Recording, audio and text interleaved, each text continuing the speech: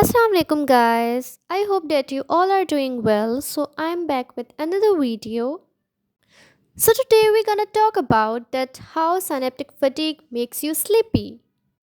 Like if I talk about myself तो मेरे जहन में अक्सर ये सवाल आता था कि ऐसी क्या चीज़ है जो नींद आने का सबब बनती है। तो आज हम वही डिस्कस करेंगे। तो नींद आने के पीछे जो साइंटिफिक रीज़न है वो आज मैं आप लोगों को बताने वाली हूँ। और इसके साथ हम ये भी जानेंगे कि नींद हमारे लिए कितनी ज़रूरी है। सो विदाउट एनी डिले हमें स्टार्ट करते हैं। साइनेप्टिक फटीग को समझने के लिए हमें सबसे पहले ये पता होना चाहिए कि साइनैप्स क्या होता है। A synapse is the junction between two neurons or between a neuron and a muscle or gland where nerve impulses are transmitted. तो साइनैप्स बेसिकली क्या होता है?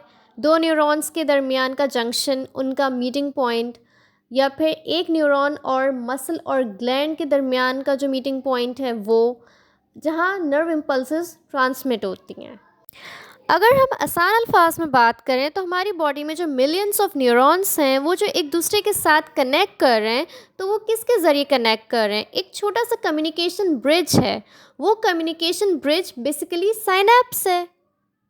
और इस कनेक्शन की वजह से ही हमारा ब्रेन जो है प्रॉपर फंक्शनिंग कर पा रहा है, हम कुछ सोच पा रहे हैं, हम कुछ लिख पा रहे हैं। So synapse is essential for your nervous system. So now we will talk about fatigue of synapse, which is the protective phenomenon. तो सबसे पहले हमें ये पता होना चाहिए कि टू टाइप्स के साइनैप्स होते हैं, excitatory synapse and inhibitory synapse. Excitatory synapse कौन से होते हैं? जो एक्शन को स्टिमुलेट करवाते हैं। और इनहिबिटरी साइनैप्स वो होते हैं जो एक्शन को इनहिबिट करते हैं, रोकते हैं। When excitatory synapses are repeatedly stimulated very rapidly, the discharge rate is initially fast but gradually slows down.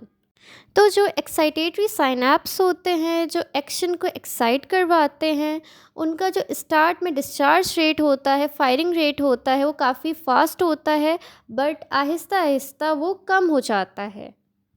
So this gradual decrease is called synaptic fatigue, which naturally builds up throughout the day.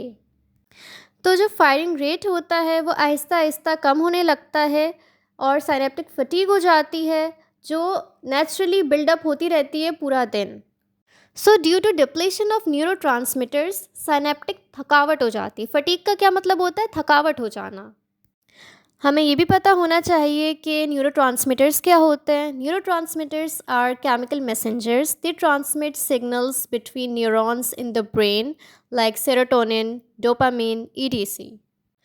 तो जब excitatory neurotransmitters ख़त्म होने लगते हैं, उनका depletion होने लगता है, तो क्या हो जाता है? साइनेप्टिक फटीग हो जाती है।